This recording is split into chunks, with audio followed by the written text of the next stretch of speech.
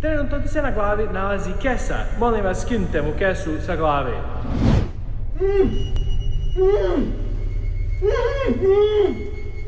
I odvežite mu usta, ajde, malo požurite, ljudi, se organizujte.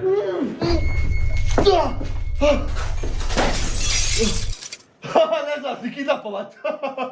Dragane, danas imamo jedan specijalni izazov, zato smo morali da te svežemo tu i odvedemo, ne možeš biti to s nama. Ma kakav izazov? Pustite me, hoću kući. U današnjem videu ne možeš da govoriš marš 24 sata. Da ne mrškam cijeli dan. Ne možeš da govoriš marš 24 sata. Ne!